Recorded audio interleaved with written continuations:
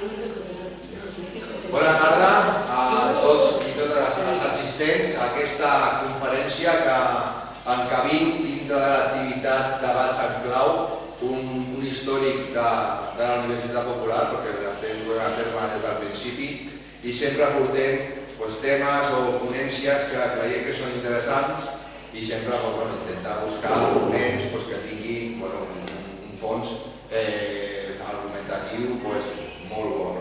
En aquest cas tenim amb nosaltres, moltes gràcies, a Margarita Pedro Ruiz, persona multifacètica, perquè avui ens ve a parlar sobre art, però ella és infermera, llevadora, i a part historiadora de l'art. Té un currículum fantàstic i ha donat conferències a la Biblioteca Montserrat Roig de Sant Feliu de Llobregat, ha col·laborat amb l'associació UNESCO de Sant Cugat, i avui la tenim per parlar sobre el patrimoni i l'obra de robatoris del mercat negre de l'art. Margarita, moltes gràcies i són tots teus. Gràcies, són pocs però benvinguts. A més em fa molta gràcia perquè avui s'ha tingut que del públic hi ha gent que són de la mateixa professió, o sigui que moltes gràcies per estar aquí. I ara més la festa de Sant Feliu, us convido a la festa de Sant Feliu, que és la festa de Tarragona. Anem a començar amb aquest tema que és, veureu que és una mica com bastant pel·lículer, vull dir que pot vegades direu una cosa aquesta pel·lícula, que no sé què, que sembla que m'està explicant història, però és un tema molt fascinant i ja veureu que jo crec que espero que gaudiu i al final si voleu fer-me algunes preguntes podeu fer tranquil·lament. Comencem. El 27 de gener del 2025 roben amb explosius un tresor d'un museu dels Països Baixos, concretament aquest que posa greus Museu Màrcia, i el nom de l'exposició es deia, tal com veieu aquí, Dacian Gold on Silver. Precisament roben el dia abans que es tanca l'exposició. És un robatori planejat amb tot detall i va ser fet per un grup de lladres, creuen que van ser 3 però que a fora evidentment hi havia més gent, però a més va ser un robatori que van entrar amb explosius a les 2:45 de la matinada, va fer un rebombori que les cases del costat del museu van quedar destrossades, vull dir que era un robatori fet amb molta vida. De fet, el que es va robar era a Romania, ja sabeu que molts museus a vegades es fan exposicions, és clar, evidentment es deixen d'un costat a l'altre material per poder portar a terme aquestes exposicions, evidentment, perquè, per exemple, quan anem a Caixa Fòrum i veiem una exposició, les obres que hi ha allà no és que les tenim a Caixa Fòrum, és que moltes sí que les tenen a dipòsit, però altres venen d'altres museus. Doncs aquest és el cas, no? Llavors, va ser uns objectes de Romania que, a més, eren d'una cultura del poble d'Àsia del segle, no sé per què es diu malament, del segle VI al segle II abans de Crist, que a més era un casc, aquest casc que veieu aquí, que era d'or massís, a pesar de tot faltava la part de dalt perquè no es va trobar, era d'or massís i a més amb un gran valor iconogràfic, vull dir que donava tota la informació al voltant d'ell molt important, amb la qual això encara li aixecava més el valor. I aquests braçalets també. Aquest casc va ser descobert l'any 1928 per un nen. Curiosament, el pare el va agafar aquest casc i un comerciant va comprar el casc amb aquest pare perquè el produïssin i fos exposat en un museu. Aleshores, aquest casc i aquests braçalets tenien un valor aproximat de 6 milions d'euros. L'assegurança, perquè clar, quan es fa, això que us comento, d'un museu a l'altre es passen obres d'art, evidentment es fa una assegurança i això és una assegurança molt alta. L'assegurança va pagar a Romania 5.700.000 euros. Aquí teniu el cas preciós. Què passa amb aquests materials? Clar, normalment quan és alguna cosa així tangible, que és d'or o pedres precioses i tal, el que es fa es fon. Llavors, el problema que hi ha és que desapareix. Una cosa és una altra obra, que ja ara us aniré explicant, però quan és un material així, es fon, es fan altres objectes. I aquest és el problema. Aquest és un exemple, ja veieu, del 25 de gener del 2025, que aquest va ser importantíssim, aquest robatori, pel valor que us explico. Però per què passa això? Per què passa això? A veure, saps què passa? Perdona, que he portat en 2 sistemes i veig que, perdoneu, he fet servir 6, i amb aquest sistema veig que se m'ha canviat. He portat en PDF perquè no es canviés, i si vols, si no t'importa... Sí, no, si no t'importa, perquè veig que... Sí. I aquí? Vale, perfecte. Ara podem posar la pantalla sencera? En PDF això no és possible. No és possible en pantalla sencera? No, en glossis, com ho tens ahí. Bueno, doncs posem de l'altra manera, perquè si no molesta, no? A vosaltres. Ho sento, potser que tinc 6, perquè soc molt magnètica amb els PDFs. A veure, pots posar sencer? No. Aquí, ho diu Si veus és que aquí ja s'ha bellugat, no sé què. Bueno, és igual. Estava bé, ja ho he vist. Bueno, doncs què passa? Aquí teniu una fotografia dels Mossos d'Esquadra. Però és que no s'apaga. Sí? Ara veieu millor? Sí. Vale. Clar, el mercat negre i les antiguitats és un mercat molt lucratiu. I aquest espoli cultural i a més és un problema a nivell de la societat, no?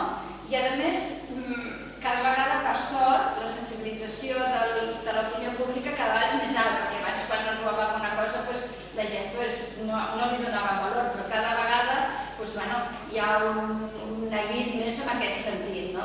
I clar, però cada vegada aquest interès que hi ha, cada vegada hi ha més augment per l'interès per poder tindre algú aquestes obres. Fixeu-vos vosaltres aquí els Mossos d'Esquadra, que ells tenen una zona i un servei bàsic que es dedica a buscar tota aquesta gent que ha robat i tal. I aquí teniu un exemple, fixeu-vos, això és dels Mossos d'Esquadra, fixeu-vos altres serveis que puguin ser més importants, no? I per què sedueix tant aquest art, no? Per què sedueix, no? Doncs, ja és el que us explico, que hi ha molta gent que té una gran seducció per aquestes obres, per les antiguitats, no? I cada vegada hi ha més compradors. I sobretot hi ha col·leccionistes, galeristes, museus, privats, que també tenen molt d'interès a tindre una obra, hi ha molt fetichisme en aquest món, no? Però clar, què passa? Hi ha una carència de legislació molt important, en la qual hi ha un buit molt important que a vegades quan se roba una obra, si quan passa alguna cosa, ara haureu vist aquest violador que ha violat amb aquesta noia a Lleida, ja fixeu-vos que l'ha d'entrar per una porta i l'altra, menys farà cas amb una obra d'art, la qual la legislació és molt buida, no? Però clar, hi ha molta gent que intervé en aquest món. I després una altra cosa molt important també, els països en situació de conflicte, molts tindreu, per exemple, a la ment, Afganistan, quan hi havia els talibans i uns budes que de 2000 anys d'antiguitat se'ls van carregar i moltes coses així. Aquestes situacions, aquests països són molt vulnerables, molt. I després que cada vegada hi ha més plataformes en línia, amb xarxes socials i tal, que cada vegada també es potencia això. Fixeu-vos vosaltres, aquest dibuix que us he posat aquí, de la UNESCO, fins i tot ha muntat tot un servei. Fixeu-vos que són 50 anys que està lluitant i muntant aquest camp per poder d'atendre aquest espoli d'obres d'art i de temes arqueològics, que també són molt importants. Però ja heu vist que he dit diverses vegades ja, des que he començat, les paraules robatori i espoli. Anem a veure les diferències. El robatori és l'acció concreta contra una obra d'art o un objecte patrimonial amb intenció de lucre. Què vol dir això? Que el qui roba, després és per vendre i per manipular-ho. En quin context s'utilitza?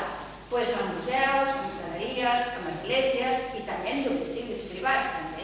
I la finalitat és l'econòmica. En canvi, l'espoli és l'apropiació il·legal del patrimoni, en especial arqueològic, que és el que us he comentat amb el tema de països amb problemes. I quina finalitat té? És aquesta descontrolització cultural, bàsicament.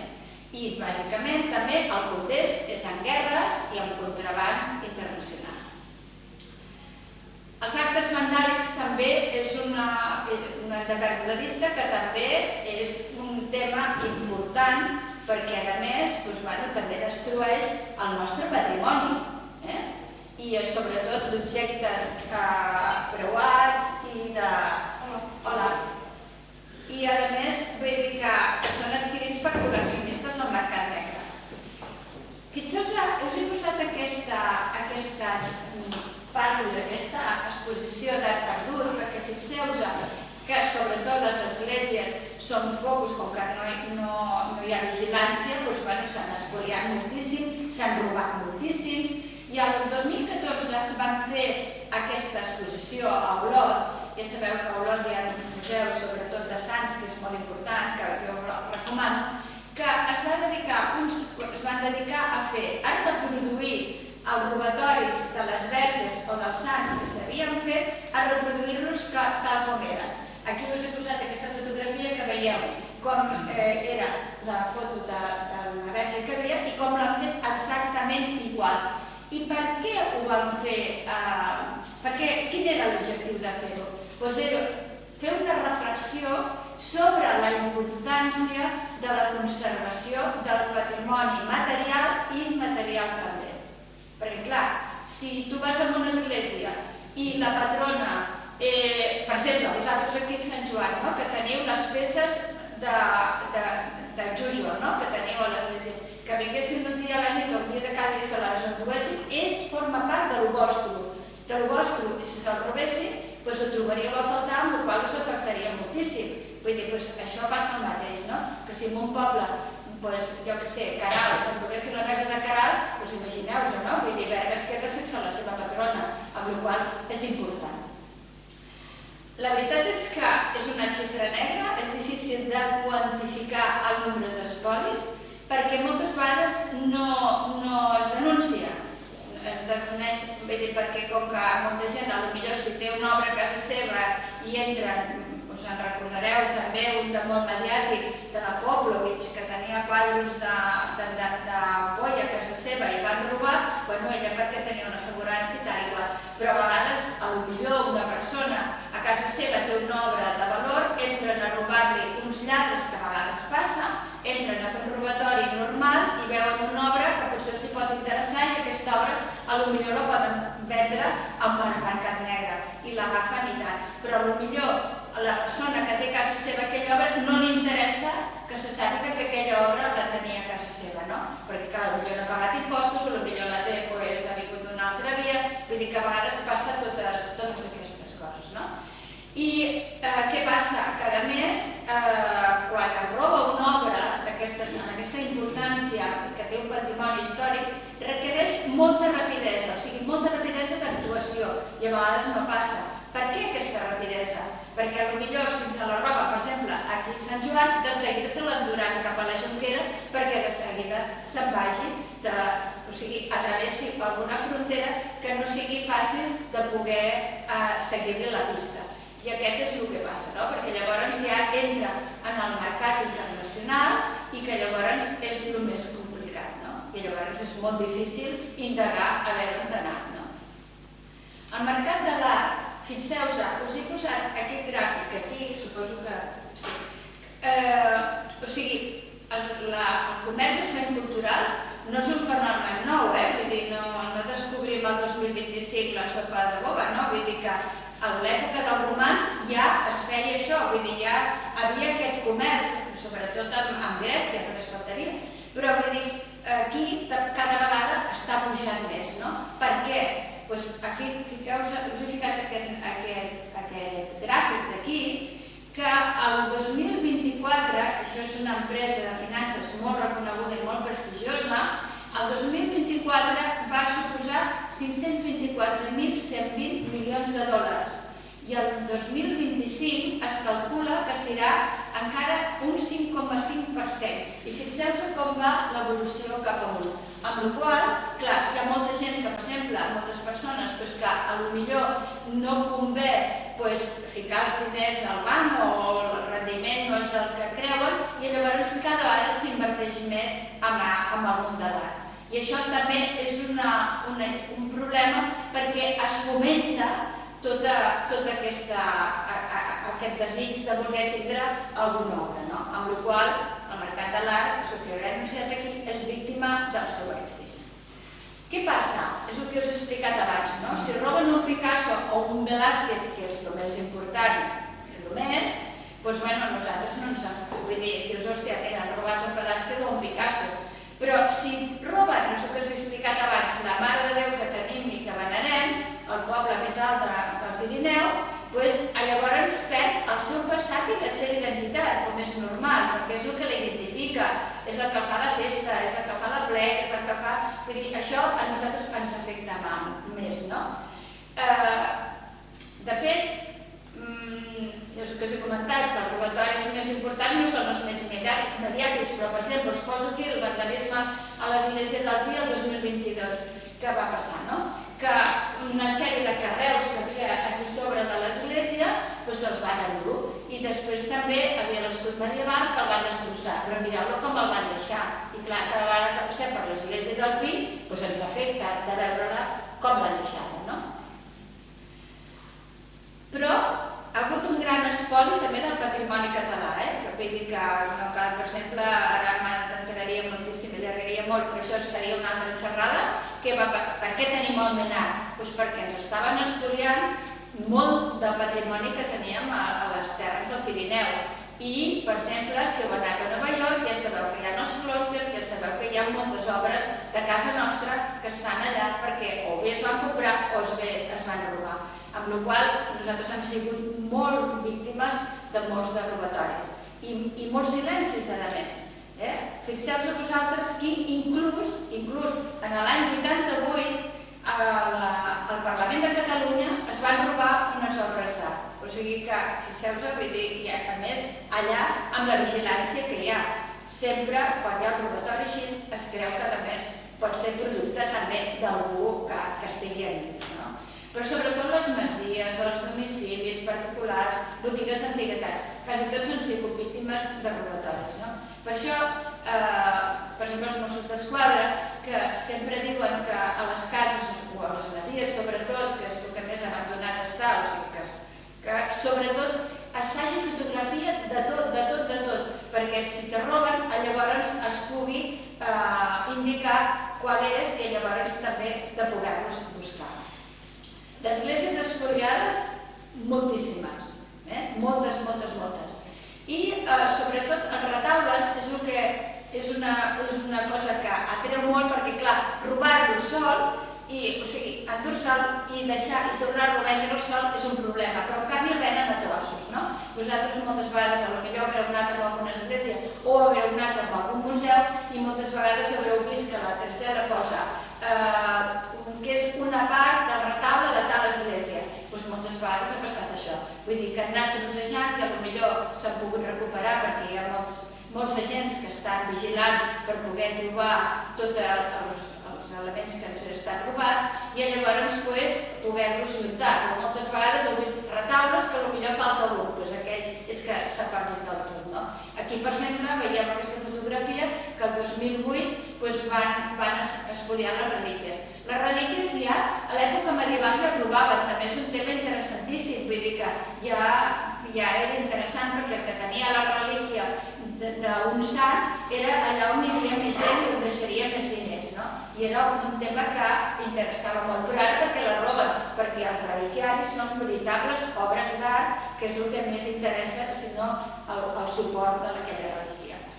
Ja dic que és un comerç a l'ombra i poc soroll, perquè és el que us he comentat, vull dir, la relació entre el cost legal i els temes de penes surt molt a compte. I ja dic que hi ha tota una sèrie d'agents que intervenen en aquests robatoris. Fixeu-vos el que poso aquí, cap país del món és immune al narcotràfic. I és aquest mercat negre. Què passa? El mercat de l'art és el tercer mercat, primer el narcotràfic, a l'armes i després a l'art. I per què? Perquè molts personatges que estan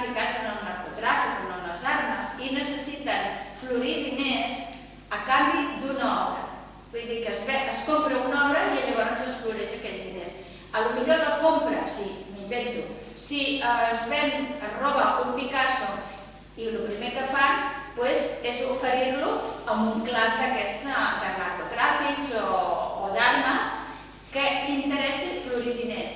Compren aquella obra de Picasso per un valor inferior, però l'obra de Picasso ha sortit una altra vegada al mercat i els diners han florit. O sigui que és important fixeu-vos el que és important això, no? L'escola en llarg i l'FBI és el que us dic, que és el que dona aquesta informació perquè serveix per blanquejar aquests diners. En canvi, la Interpol, que després us explicareu una mica més, són un grup de 197 països del món que estan integrant a l'Interpol per poder passar la informació dels robatoris que es van fer. Però clar, hi ha països que no els interessa, vull dir, tot el contrari. Aquí us he posat una carta de Colón que es va recuperar en el 2021 de 1493 que havia estat robada i exportada als Estats Units. Vull dir, és el que us he comentat abans, que de seguida circulen ja per fora, no? Quins són els artistes més robats? I els que desperten més simpaties als narcotraficants, als mafiosos i als terroristes. Aquests són, ja dic, els que volen ells són obres d'artistes molt coneguts i segons l'art que els registra i de l'Interpol sobretot. Els més robats és en Picasso, en Miró, en Dalí, en Dürer, que va ser robat 200 obres, en Rembrandt, 180, i en Warhol, més de 150. O sigui, fixeu-vos per quins són els on estan al curs de mira. I com és el negoci? Doncs l'ha robat genera 10 milions de dòlars anuals. Vull dir, no estem parlant de xifres de res. Madrid, Barcelona i València és on es concentra el comerç de compra-venda més important. I els països on es detecten més obres robades d'Espanya, espanyoles, són el Regne Unit, Alemanya, Bèlgica, Holanda, Portugal, Itàlia i els Estats Units. I què són els que roben les obres d'art? Doncs són bandes criminals que tenen el seu paper principal i a més hi ha un tipus de delinqüents, perquè també aquí podem dir, no? Els ocasionals, que tenen certa preparació, els habituals, aquests delinqüents habituals que són consumidors de drogues o que tenen problemes d'adaptació, que a més aquestes bandes els recapten per poder tindre diners perquè així poder-se ells poder continuar en el món de la droga i amb altres robatoris i que puguin seguir una forma de vida. Aquests potser són els menys professionals i els menys preparats, però són els que capten. Després, els professionals, que som sempre grups organitzats, i els especialistes que planifiquen els robatoris, o sigui, fixeu-vos la gent que intervé. I a més, hi ha connexions internacionals a través de xarxes, perquè clar, quan se roba un Picasso, el que us he explicat abans, ha de seguir tot un procés per poder arribar a un altre possible comprador. Els objectius d'aquests robatoris són la venda al mercat negre i quan l'obra és més famosa és més difícil de col·locar, evidentment, perquè clar, un Picasso és fàcil d'identificar i llavors el que passa és que també hi ha un públic, que el públic aquest pot ser un privat. Hi ha moltes persones privades que els interessa per fetichisme o per el que sigui tindre un Picasso a casa seva. Al final el tindrà en un soterrani amagat en una caixa allà superprotegida, però amb ell la il·lusió de tindre el Picasso pagarà el que sigui. Després hi ha un altre tema, el xantatge o les assegurances. A vegades es roba una obra per ser moneda de canvi, no? Per exemple, negociar una recompensa d'un carregament d'explosius o d'un carregament de drogues o del seqüestrament d'una persona. I també com a pressió. Això també és important. I llavors també intervenen les assegurances, que les assegurances també paguen més o paguen menys degut al que és negoci. I després que és moneda d'intercanvi per aconseguir drogues i per aconseguir armes, com us he explicat abans, amb el tipus de delinqüent. Bandes implicades, per posar un exemple, la Camorra, que evidentment ja hem vist moltes coses, que utilitza aquest art robat per fer sessions.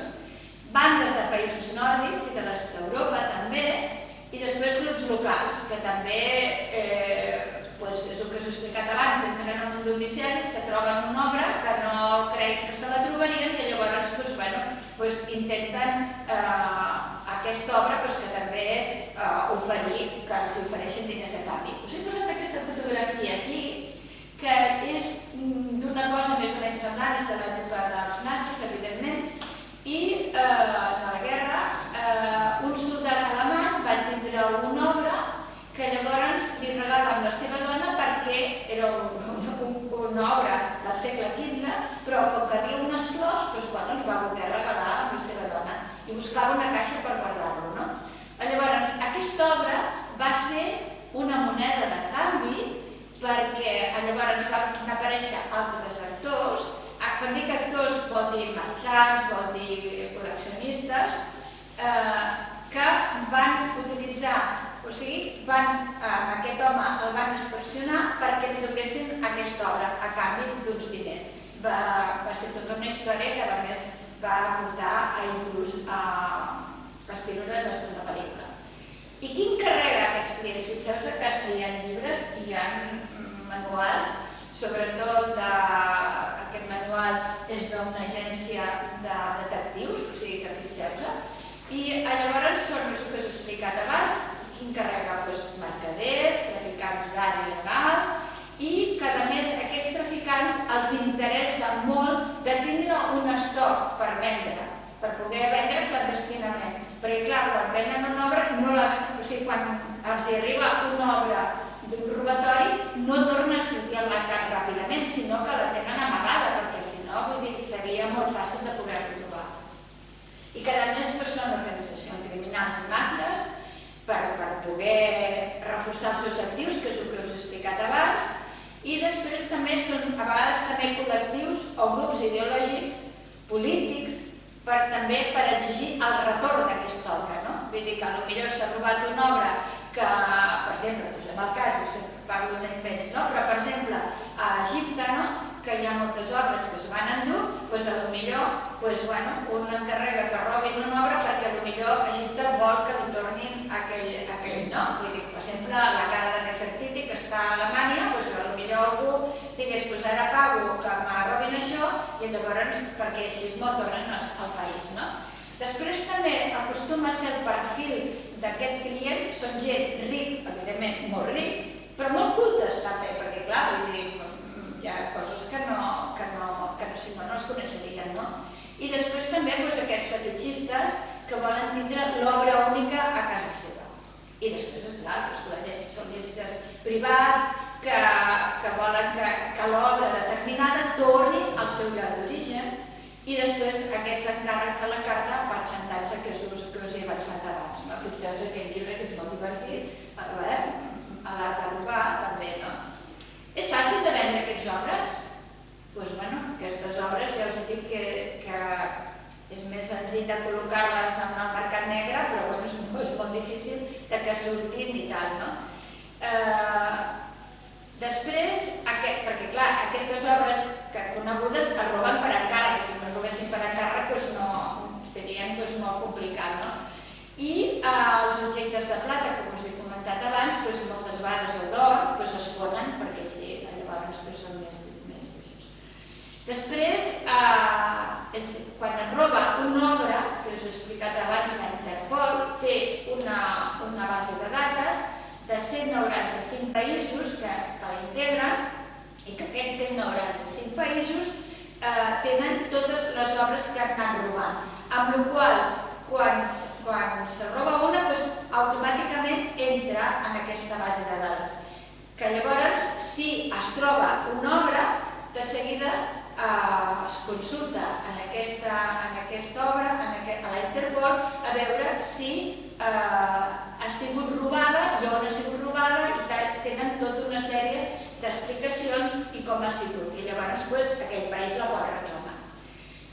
A les sales de subhastes, evidentment tenen avisos de que quan arriba una obra i no se sap d'on ve i d'on deixa de venir i tal, evidentment són avisats ràpidament, se consulten aquestes bases i llavors s'avisen a la policia que correspon i que... Com funciona? Sempre que hi ha un robatori hi ha una planificació prèvia, perquè clar, i una vigilància. Sempre es va a un museu, es va a una casa de subhastes, el que sigui, i es comprova quina vigilància hi ha, si està molt controlat, si ells, esclar, ho vigilen tot, no? I quan roben una peça, els delinqüents normals, si no ha sigut per un encàrrec, l'oculten durant un temps. I això es diu a la fosca. Hi ha casos que ha passat, hi ha un cas molt sonat que va ser d'uns nois romanesos que van robar en un domicili, es van trobar moltes obres d'art i les van robar. I llavors què va passar? Doncs que, clar, no sabien on amagar-lo, no sabien què fer-lo, no sabien quan. Total, que van anar a casa de la mare d'un d'ells i la va amagar allà en un local de mala mort, no? I quan ja portava més d'un any, quasi 2 anys, aquella dona no sabia què fer amb tots aquells quadres i tal. Tenen en compte que hi havia Picassos i tot, va agafar i els va cremar la senyora. Amb la qual cosa, totes aquestes obres van desaparèixer. Quins requisits són més imprescindibles? El transport, per això quan, per exemple, l'obra que us he explicat al principi d'aquest museu dels Països Baixos, una de les coses que van creure que van marxar era que tenien un cotxe allà aparcat, perquè llavors se'ls enduen ràpidament, perquè és molt important que marxi quan abans millor. I després l'altre important és convertir-lo en efectiu, o sigui, treure-se'l de sobre i quan abans tinguin els diners a les mans, doncs millor. I per quan es venen? Aquests objectes que es venen, tant sigui d'or com les obres d'art, assoleixen uns valors molt elevats. Una escultura de bronze romana, que és el que us he dit que els romans també hi van participar, pot arribar a pagar-se de 5 a 6 milions de diners. I els quadros més famosos poden superar de 20 a 30 milions d'euros, i més si la peça és molt reconeguda. Fixeu-vos aquí també us he posat el Banksy, ja el coneixeu, que ningú el coneix i sabeu que a vegades apareixen en diferents punts del planeta, apareixen obres de Banksy que inclús es va subestar una obra i mentre es va subestar i es va pagar l'obra va desaparèixer. Crec que va ser una cosa molt famosa. Aquí precisament veieu com es va robar una obra. Van endur un tros de la paret i se la van endur. I com es rescaten? Doncs és molt complicat restituir aquestes obres. Perquè clar, quan ja la té un propietari i no es pot provar que ha estat robat, no aniré pas a un senyor i diré aquesta obra és meva i d'aquest museu. Si no tinc conforme ha estat robada, doncs jo no podré reclamar. I a vegades, el que he comentat abans, que a vegades es recuperen aquestes obres a canvi d'una indemnització econòmica. I moltes vegades el que passa, no sé si heu anat mai a cap subhasta, però sí que val la pena anar-hi, a vegades surten obres que llavors creuen que han estat desaparegudes o que no saben ben bé la procedència, que llavors van a museus i participen i aquell museu la compra. I aquell museu, a més, té preferència encara que es faci una puja molt més elevada que el museu, però el museu té preferència a comprar-la perquè torni al lloc de procedència. El diari Ara, fixeu-vos aquest món com és, que el 12 del 9 del 23 publicava que un Indiana Jones, que es va dir Indiana Jones perquè ja hem dit que en tot aquest món participen molts agents, que va recuperar un Van Gogh que feia 3 anys que havia estat robat. I aquest senyor es reconeix així com Indiana Jones perquè es veu que tot quan li encomanen que busqui una obra, ell la troba. I llavors, qui va ser qui ho va robar? Una banalitat, i evidentment el motiu va ser que els que van robar aquesta obra era a canvi de que negociar el rebaixament d'una condemna que tenia.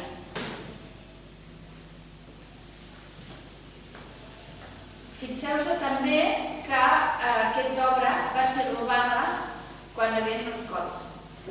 Quan va haver el Covid es van robar moltes obres. Què passa quan hi ha una obra que arriba, que és el que us he explicat, molts antiquaris no volen fer cas, i perquè haurien d'exigir la documentació conforme a aquella obra on s'ha comprat, qui l'ha fet, o sigui, tota una base de dades que s'haurien de posar.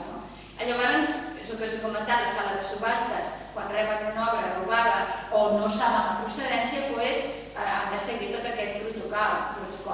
Però moltes vegades no es demanen explicacions d'on ha sortit aquella obra ni res, perquè hi ha un negoci lucratiu molt important.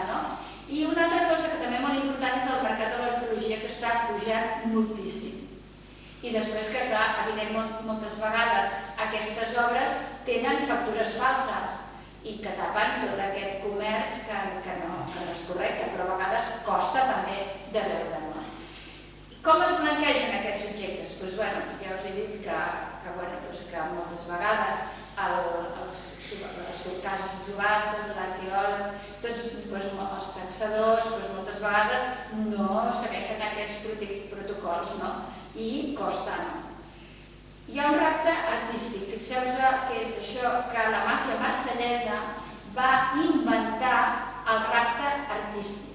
I direu, fixeu-vos, això és molt curiós. Va inventar aquest nom a canvi de dir, tinc una obra, però l'assegurança me la pagarà. O sigui, si tinc un Picasso i val 30 milions d'euros, si l'ofereixo amb una asseguradora dient que me l'han robat, la donaran la meitat d'aquests diners. O sigui que aquí ja fa negoci, perquè clar, ha comprat una obra, o sigui, ha encarregat una obra que la robessin per res, potser per 4 cèntims amb un delinqüent habitual, i en canvi, si l'ofereix que l'asseguradora li diu que havia robat això, li donaran molt més diners. Amb la qual cosa, això va ser una història que va sortir i que s'ha anat implantant com us dic. El Covid, que és el que us he comentat, també va proliferar moltíssim en molts països del món. Es van confiscar el 2020 854.742 béns culturals a tot el món, això que tots els museus estaven tancats, tot arreu estava tancat i tots estàvem a dintre de cases nostres i que no ens podíem bellugar, però els amics de l'Ageno van fer molta feina. El que us he comentat abans, que cada vegada augmenten més les excavacions il·lícites. En comparació amb el 2019, fixeu-vos, a l'Àfrica han augmentat un 32%, a Amèrica un 187%, i a l'Àsia i al Pacífic un 3.812%, i al 2020 un 95% que us he dit que van tancar els museus, fixeu-vos, a pesar de tot, tota la moguda que va haver, perquè a més van estar desprotegits, es fan excavacions il·lícites i cada vegada aquí teniu unes monedes íberes dels Mossos d'Esquadra que van trobar també. Aquest tresor que també es va parlar molt, que es van recuperar en una casa de Còrdova, que tenien obres de Roma, del Louvre, que no saben ni d'on han vingut. I 119 peces excepcionals, vull dir que les tenen, que encara no saben ni com fer-les ni com retornar-les. Un altre tema també molt interessant, que vam fer un programa el 17 de juny Sense Ficció a la TV3, que és aquest programa també que es deia Àfrica, tornar-los a l'art robat. Ja sabeu que també a l'època colonial es va saquejar moltíssim, i estàtues, restes humanes, joies, fòssils. Aquí teniu el govern francès torna una espasa a Senegal, amb una espasa molt important i de molt interès pel país, i en aquell moment la retornen. O sigui que això és un altre saqueig.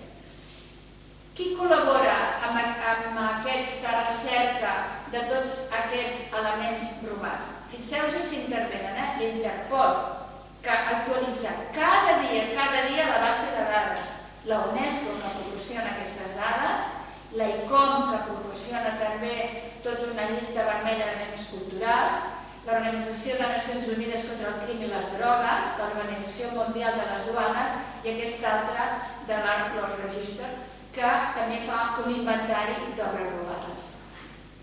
La unitat de Mossos d'Esquadra, l'UCPA, del 2022 que es va crear també, és una unitat que a més investiga aquestes obres i que cada dia també consulta les llistes de la Interpol per saber a veure que no apareixi alguna i que estiguin implicats. Des del 2022 han tancat 30 investigacions, 40% relacionades amb substitució d'obres d'art i s'han recuperat 37 peces de diferents artistes, amb un valor de 700.000 euros, fixeu-vos, Però clar, ara cada vegada com que és tan important aquests robatoris, la Interpol a més ha posat una aplicació que qualsevol dels que estem aquí la podríem consultar. No és la mateixa, evidentment, que tenen les policies a nivell mundial, les policies d'aquests 196 països membres. Però, clar, ofereix aquesta informació. No és una policia mundial, no és una policia de la Interpol, ni a resta tampoc, vull dir, només dona la informació de l'obres robades. Aquí teniu la pàgina que es pot consultar. Fixeu-vos que aquí hi ha tota una base d'informació de 64,1 milions de dòlars amb robatoris d'obres. O sigui, fixeu-vos que a més hi ha un altre actor que no l'he anomenat fins ara, ja l'anomenaré, que són els ports francs. Els ports francs és també molt curiós, fixeu-vos aquí, us he posat millor perquè ho veiéssiu més ample, aquí a les obres d'art, o sigui el 82% de les ventes d'obres d'art al 2019 es van fer als Estats Units, al Regne Unit, a la Xina i a la resta del món, però bàsicament als Estats Units. Aquest tema dels ports francs, que ara us en posaré aquí un exemple, aquest és el més important, que està a Suïssa, un edifici preciós, però no se sap el que hi ha allà dintre. Vull dir, allà van a parar tota una sèrie d'obres que no se sap si han estat robades, que és d'un privat, res, no se sap, no se sap. Té 130 anys, fixeu-vos el que té allà. I allà dintre mateix es fan taxacions, vull dir que es fan compra i venda d'obres. I no surten mai, ni d'allà, o sigui d'aquell edifici no surten. Fixeu-vos que hi ha aquí dintre 1,2 milions d'obres d'art. Al Louvre, que segurament algú hi veu anar, hi ha 500.000 obres. Fixeu-vos el que hi ha aquí dintre. De procedència, X, no se sap. Però cada vegada hi ha més ports francs. El British Museum, el 26 d'agost del 2023, va tindre un robatori també molt important arqueològic i, curiosament, què va passar?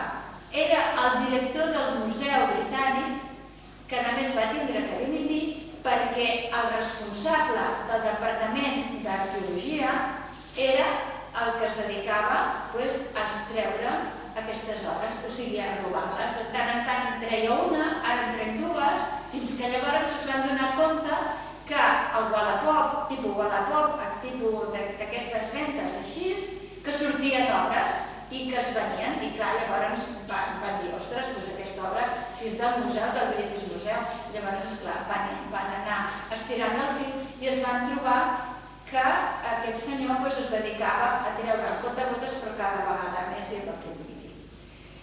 Quins robatoris mediàtics? La Gioconda, per exemple, el Crip, i fixeu-vos que al Crip hi ha aquest senyor d'aquí, que és un detectiu d'obres d'art, de robatoris d'obres d'art, que ell va intentar recuperar aquesta obra. Aquesta obra té una història molt curiosa, però ell inclús es va ficar a dintre aquesta xarxa de lladres, de robatoris, per poder, a veure, al final, de poder-la trobar i al final, evidentment, la va trobar. Aquest robatori és molt curiós, és d'un museu dels Estats Units, de Chicago, que és el Museu Gardner, que és una senyora que venia d'una família molt adinerada, que a més ella vivia a sobre del museu perquè no volia deixar les seves obres d'art, no les volia deixar, i aleshores, el 18 de març del 1990, aprofitant que era Sant Patrick, uns lladres vestits de policia van tocar al museu i el van deixar passar perquè, clar, eren dos policies i els vigilants del museu els van deixar entrar. Llavors els van emmordassar i tal, i van robar 13 obres. Aquestes 13 obres no han sigut trobades, i és del 1990, però curiosament hi havia obres molt importants i que no es van agafar o les van deixar allà, creuen que es van descuidar. Segons la FBI, és el robatori més gran del món de l'art. Fixeu-vos el valor d'aquestes obres. Què va fer la senyora Gardner? Va dir, jo vull, va deixar per testament, que aquí hi ha molta controvèrsia, que el lloc on s'havien robat les obres s'exposessin en el museu buides. O sigui, quan es va al Museu Gardner, veus de tant en tant un marc que està buit, perquè l'obra està desapareguda. Clar, ara, passat tot el temps, des de 1990, els nous directors que han passat diuen que perden espai, que tal, que qual, però altres consideren que és una manera també de sensibilitzar a l'opinió pública davant d'aquests robatoris. No es podia parlar, i sobretot així, encara que vagi de pressa, dels saqueigs que hi ha hagut a les guerres. Els nazis van ser els saquejadors més importants del món de l'art i que va suposar una important robatori i desaparició d'obres. I molts van anar a parar a aquest mercat negre. Es va fer una exposició d'obres requisades als jueus que va tindre un èxit tremendo. Ha sigut el catàleg d'art més interessant del món, de la qualitat d'aquelles obres que tenien, i per sort no es van cremar, es van anar marxant i introduint en el mercat negre de l'art amb comptagotes per no sospitar. I és el que us he comentat abans, que els robatoris dels jaciments arqueològics cada vegada n'hi ha més, el cos d'agents rurals cada vegada se li gira més feina, perquè hi ha els piteros. Sabeu què són els piteros, no? Els piteros són, moltes vegades haureu vist a la platja sobretot, que van amb uns aparells que per rastrejar, a veure que hagi un collaret, alguna cosa que algú hagi perdut, no? I llavors l'utilitzen en els jaciments arqueològics i s'ha creat un gran comerç molt gran i molt lucratiu. Fixeu-vos, això va sortir amb una informació en un diari que deia cuidado con los detectores de metales. Això és l'aparell aquest i que proporciona molts diners i que te'n vas a la presó. Vull dir que perquè no és legal. Què passa amb el patrimoni de Síria? Què va passar? Va ser víctima de la guerra. Fixeu-vos com era abans, poc abans de la guerra i poc després. O sigui, a més, es consideren peces de color vermellós antiguitats de sang. Són conegudes així. Perquè, evidentment, aquests robatoris ha financiat l'Estat Islàmic i, a més, grups terroristes i, a més, quan es creu, fixeu-vos que és curiós això, quan es creu que hi haurà un conflicte, es comença a espoliar. I llavors això és també un tema polític que, a més, aquesta destrucció patrimonial és un espoli i, a més, un comerç il·legal molt important. Aquí tenim l'Edgar belga, que segurament que l'haureu sentit parlar, que era un lladre professional que, a més, havia estat detingut aquí a Castelldefels. Havia robat 6.000 obres i se'n van recuperar 1.500. I, a més, aquest senyor, que aquí el veieu, que va fer tot aquest mal perquè, a més, va espoliar moltes esglésies, aquí al Pirineu, sobretot, resulta que a més col·laborava en un programa de televisió, vull dir, estava allà la mar de bé. I va ser, el 1980, va robar aquesta magnífica arqueta de Sant Martirià.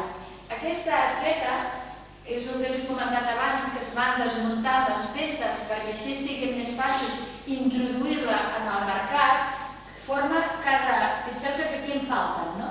Aquí falten peces, que són diferents personatges, diferents sants que estan en aquesta arqueta que es van anar traient.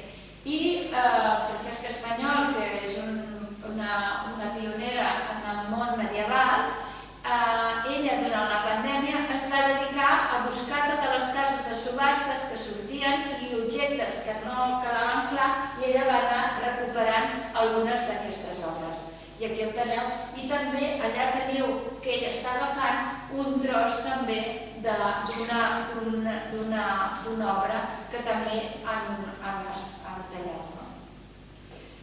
Aquí a Catalunya també tenim aquests especialistes en robatoris d'obra d'art, que aquestes obres també se'n va parlar moltíssim, d'una casa de la zona de Sarrià que tenien aquestes dues obres en el menjador de les cases.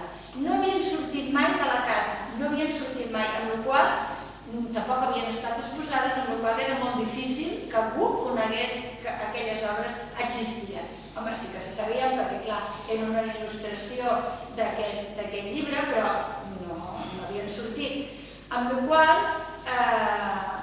es van robar, però eren 3 germans, amb la qual devia ser un encàrrec amb antecedents de robatoris, i els Mossos d'Esquadra van recuperar els d'avís, però el que més els van sorprendre és que quan van trobar el lloc que estaven amagats es van trobar obres de Miró, es van trobar rellotges, es van trobar molts objectes valuosos que havien estat robats. I, després d'un any, aquest encàrrec va ser l'any 2022, perquè clar, qui havia anat a aquest menjador d'aquella casa? I es van recuperar al cap d'un any. Però vull dir que no havien estat fins. Però quin és el nou paradís d'aquests traficants? Doncs les xarxes socials. A les webs es fan subhastes, que moltes vegades no se saben d'on venen.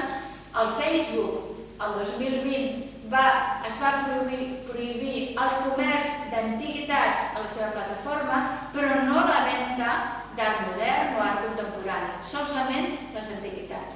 I la Interpol i la UNESCO es van unir el 2015 per lluitar contra aquest tràfic il·lícit d'obres d'art i, sobretot, es van ajudar en el moment de la guerra de Síria i de l'Iraq per aquest espoli que us he comentat. I ara, el 2025, es va donar llum a aquest museu, que és el Museu per l'Art Robat, en col·laboració amb l'UNESCO, amb la Interpol i amb l'Aràbia Saudita.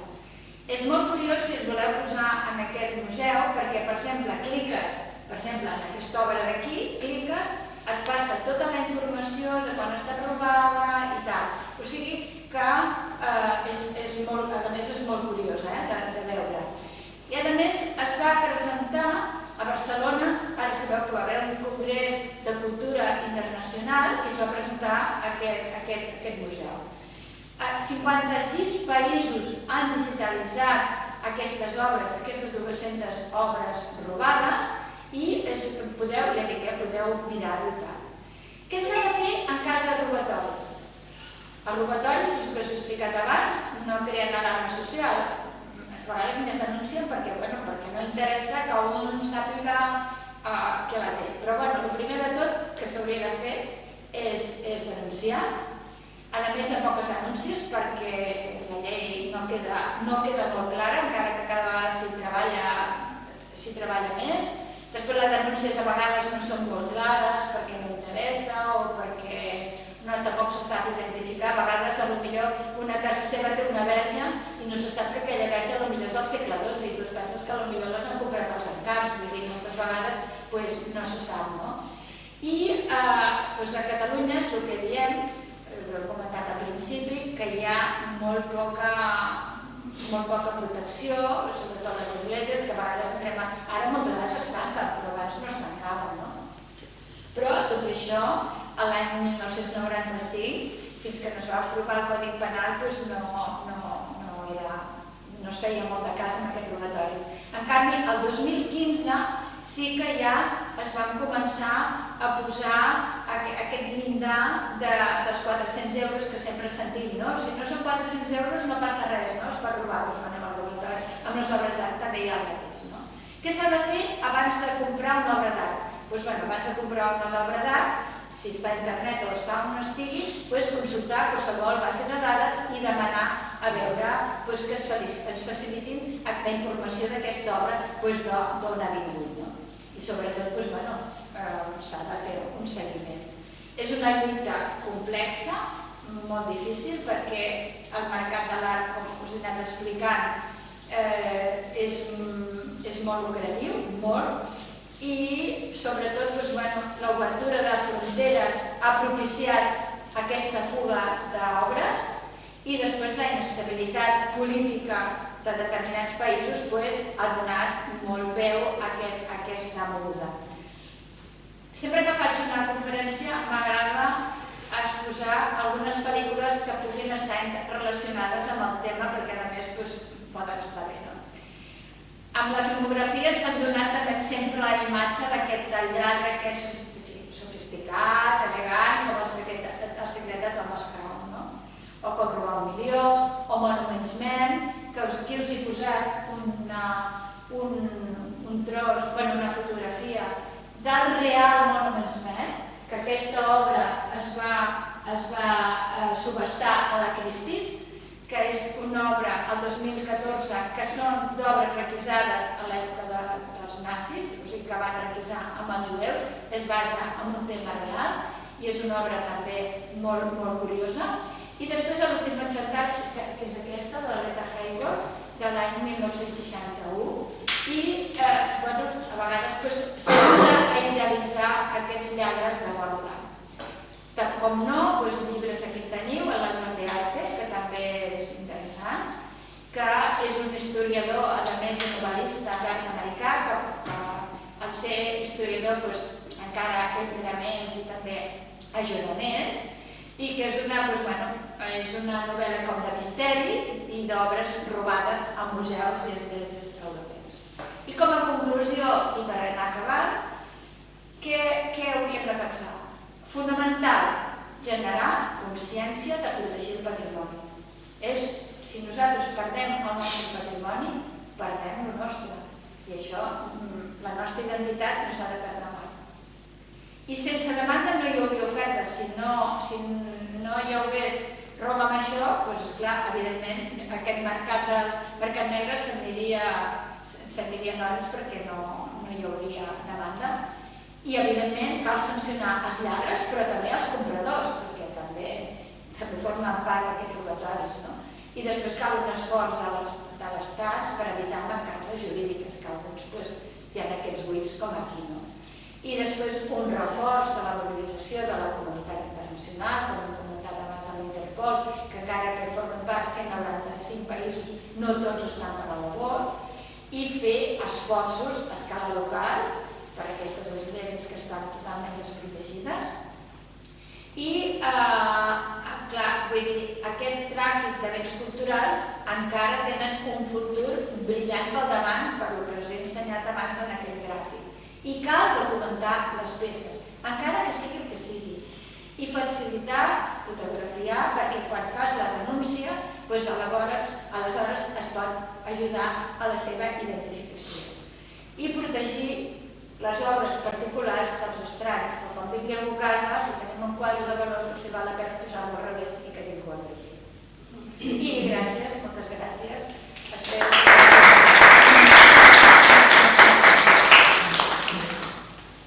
Espero que us hagi agradat. I si teniu alguna dubte, podeu preguntar. Sí, un comentari només. El que veiem al cinema és molt cert, molt veiem aquestes pel·lícules que hi ha lladres, que hi ha aquest tràfic internacional de la reia de les màfies i tot el marxals d'art, les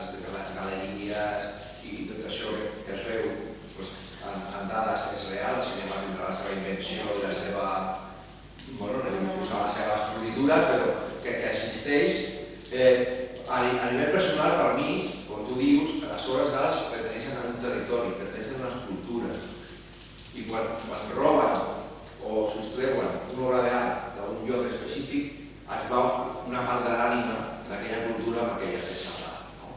Jo soc defensor que el patrimoni cultural ha d'estar on és originari i per la reposició de tot aquest bé cultural espoliat durant el colonialisme, durant les guerres i tot això. No té cap sentit que tinguem una màscara elèctrica a Alemanya. És el meu pare. Llavors això s'haurà de fer una restitució al lloc d'origen. Podem dir que l'Egipte d'ara no serà l'Egipte de fa 4.000 anys, però que el seu origen estava allà. I que tot això és un negoci, al fi i al cabo. Jo volia preguntar-lo de les Ports Francs perquè ho vaig veure en una pel·lícula i m'ha assabentat que és 100% cert. Hem vist aquest edifici que ningú sap el que hi ha allà, el que es manega allà, i això és el perillós. Que allà, amagat orientat, a veure el que es fa.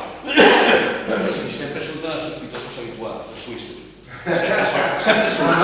No sé per què aquesta gent sempre està, viuen d'això. A Singapur també n'hi ha un que molt important. Sí, però els suïssos sempre surten, en totes. Sí, t'ha ficat en tal cosa.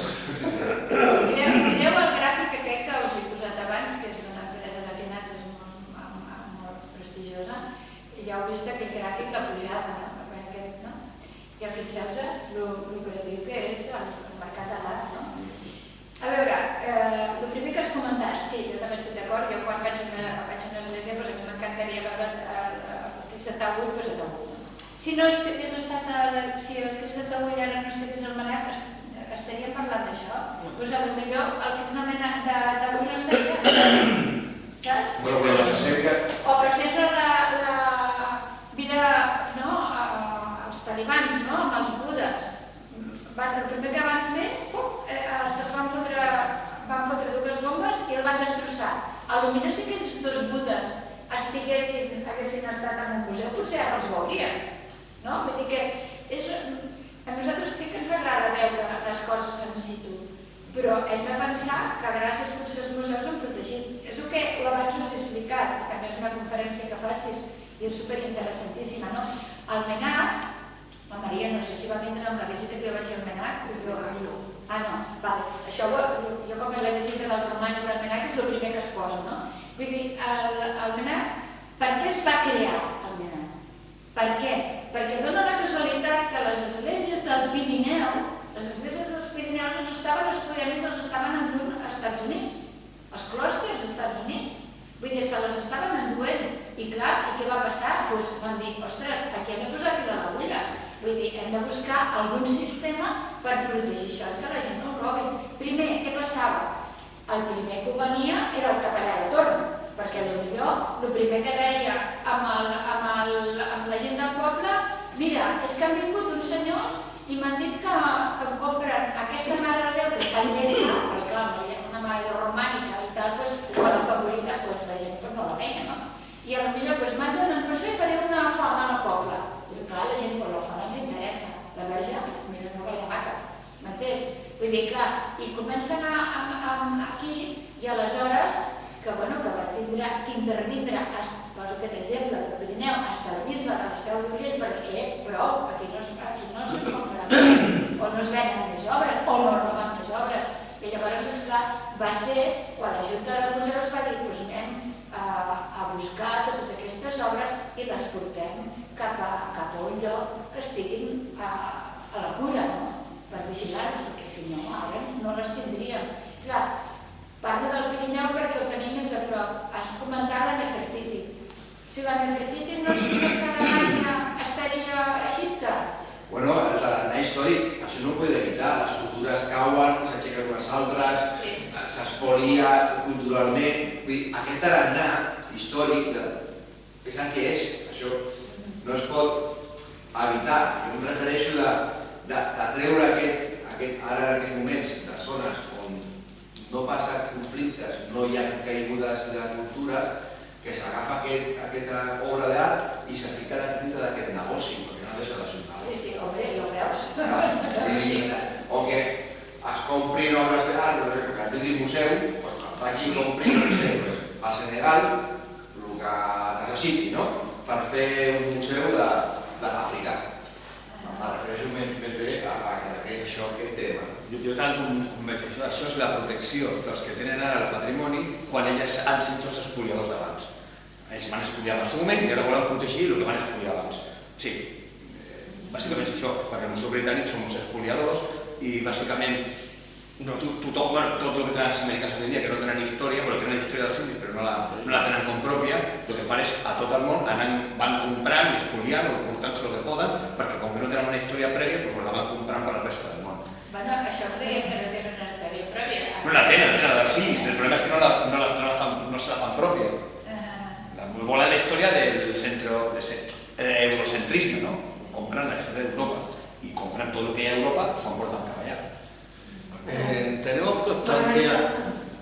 constancia de la obra de arte que se han robado en el Louvre, por ejemplo. Bueno, això no sé quan és una conferència a l'Hospital de Sant Pau, abans ho comentàvem, del robatori de la Gioconda, no? I sí, clar, se'n roben, sí. Porque, a ver, ahora hay protección en los bancos, pero hace 50 años no había protección ninguna. Yo he estado, por ejemplo, en el Louvre, no se pagaba nada y entraba, no había nada. Una de les coses que a vegades, quan s'ha robat en un museu, i aquest museu que jo us he explicat al principi de tot, aquest museu de Romania, dels Països Baixos, una de les coses que es va qüestionar és que es va robar tot aquest patrimoni, i inclús, ja dic, amb explosius i tot, vull dir que no van rebentar la porta amb explosius, no allò de dir amb una serra que no ho sentin com veiem als països, no, amb explosius, i les cases del costat els vidres se li van tancar, vull dir que no. Llavors, esclar, demostraven amb això la poca seguretat que hi ha a molts museus. Quan es va robar la Gioconda, també es va demostrar que havia poca vigilància. ¿En qué año fue? En 1911, 1917. Llavors, fixeu-se a vosaltres, a la Gioconda, que aquí també us l'he posada, quan la van robar no se va donar compte ningú. Es va donar compte el senyor que feia una còpia, va dir, hòstia, doncs aquí hi havia una obra, al quadre que jo estava copiant, perquè estava allà ficat petitet, la Gioconda ningú li fotia cas, vull dir, les coses com siguin. Vull dir, gràcies al robatori venerem a la Gioconda, que això també és molt important. Doncs esclar, tots aquests robatoris et demostren que la vigilància no és la correcta, no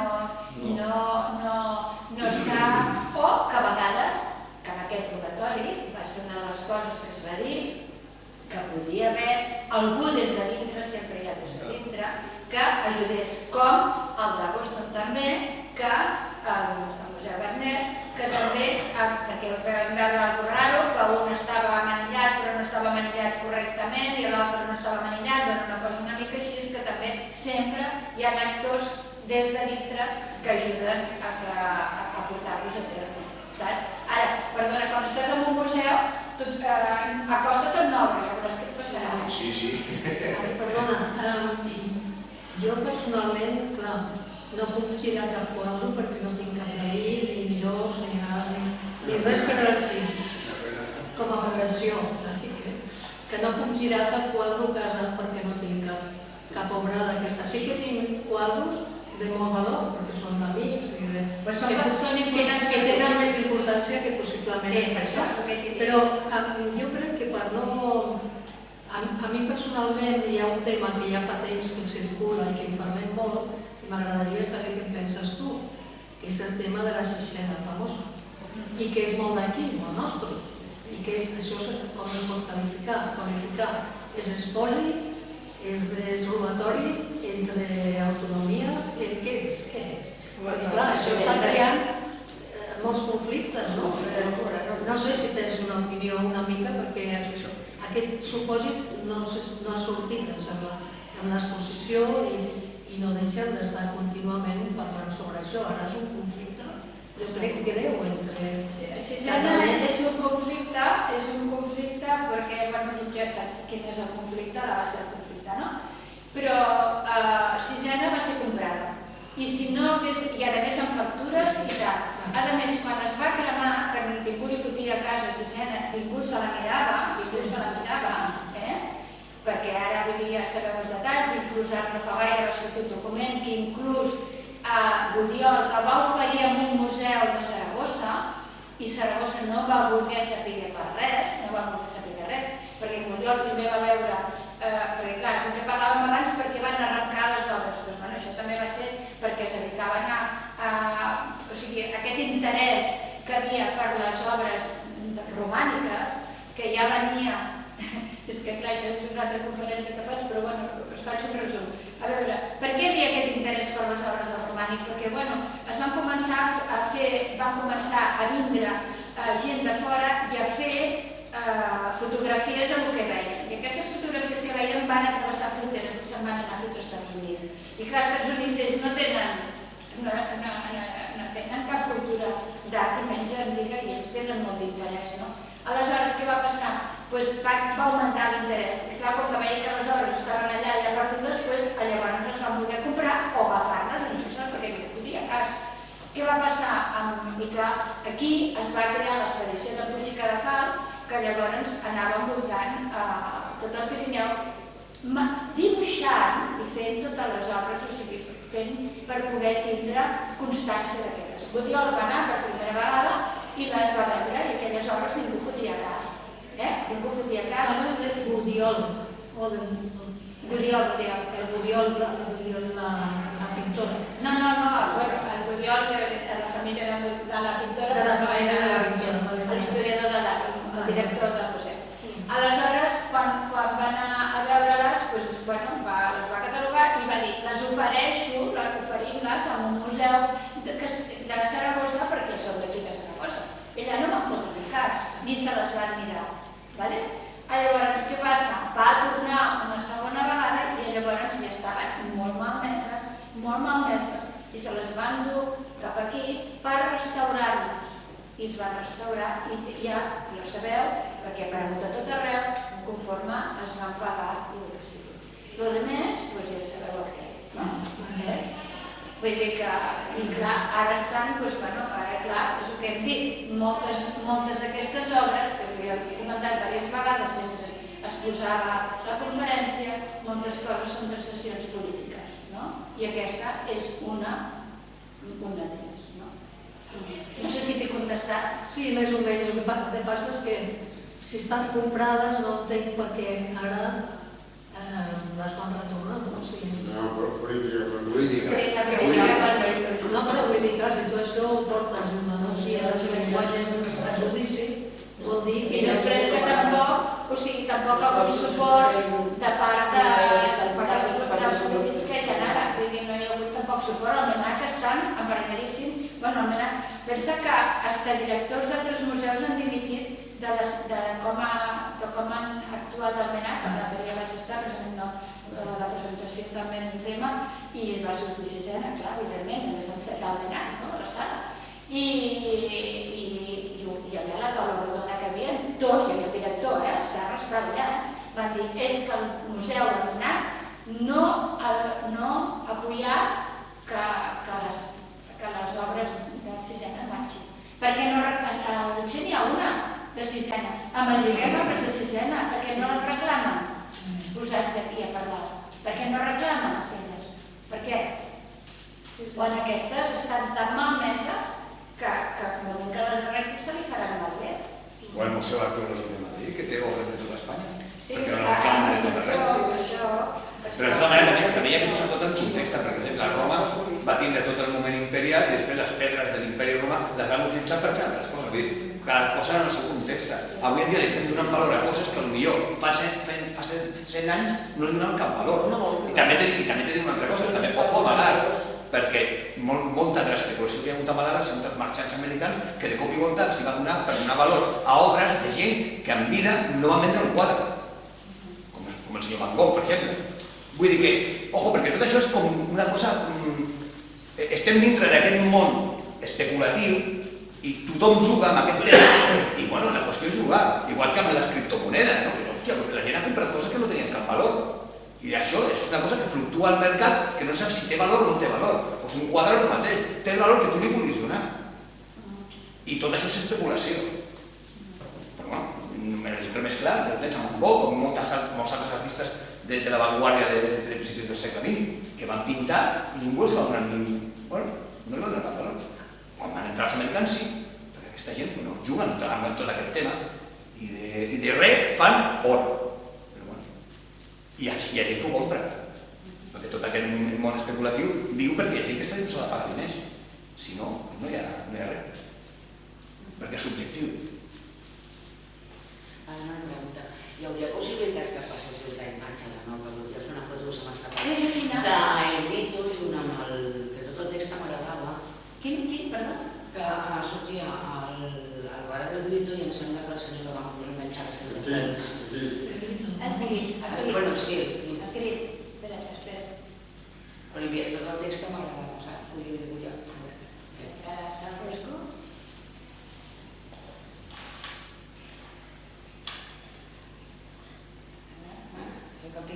Ai, sí.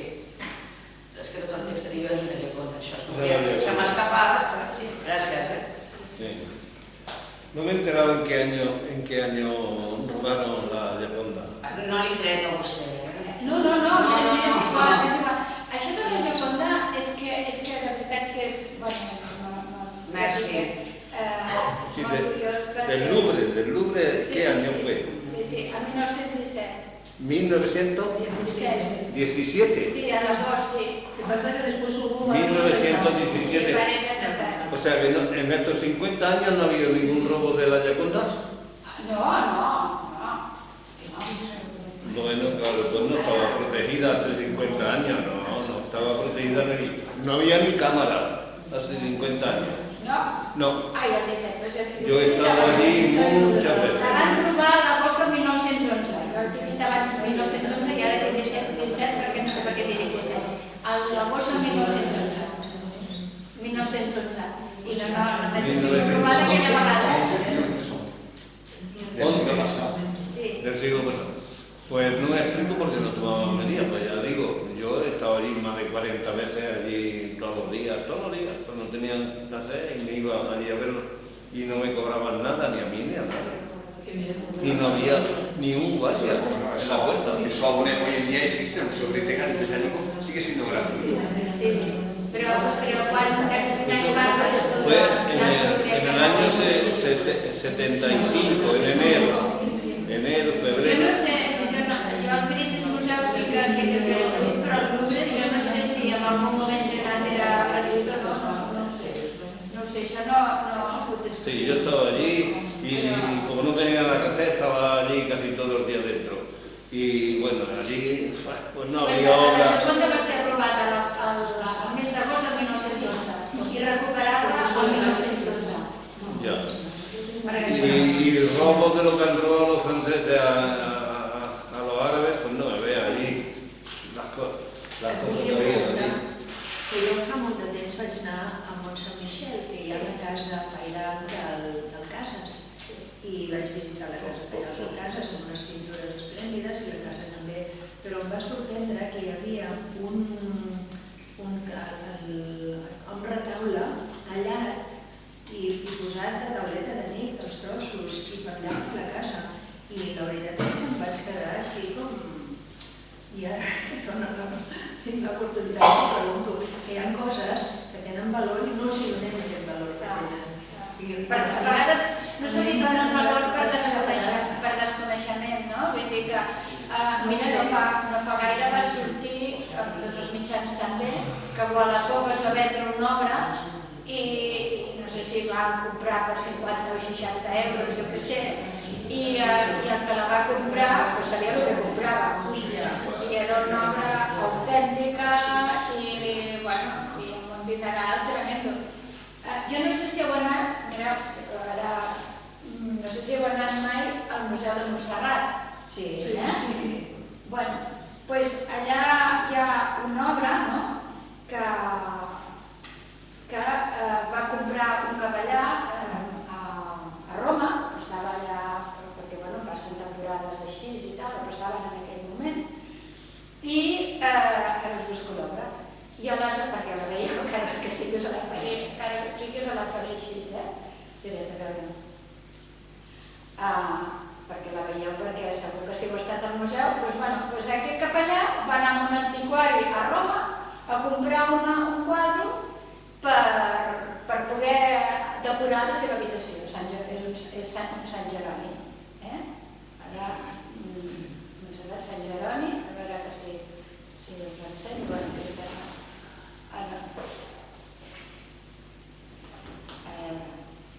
Us la puc ensenyar perquè la veieu, que és aquesta obra fantàstica.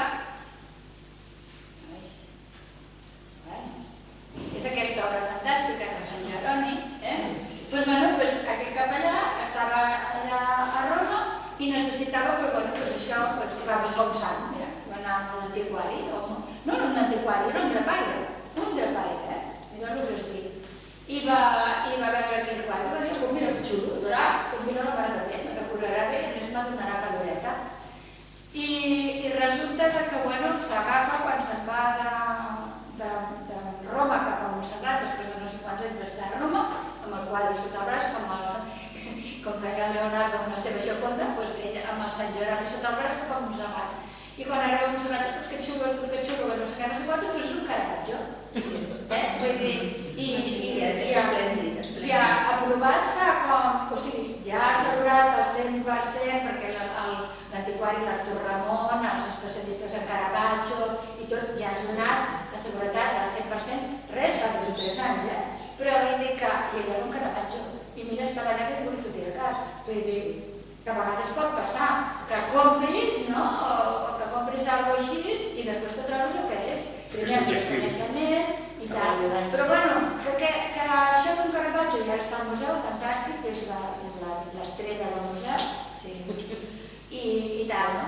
Però vull dir que a vegades, el que deia la Llum, un se compra un quadre, té un quadre a casa seva i és del seu millor amic, i per ella val tot el que val, que potser surt a la compra i val 10 euros, però per ella és important. Vull dir que això també... Però que em va estranyar veure un claustre esquarterat per allà en una casa important, vull dir, un llibre. Gràcies. M'encanta. Sí, t'agrada? Se la vull veure, que tinc que veure una seria molt. Margarita, ho donem per finalitzat i ara si el petit comitè volem continuar, doncs endavant, que la tenim aquí. Gràcies per haver vingut. No, a dir, moltes gràcies.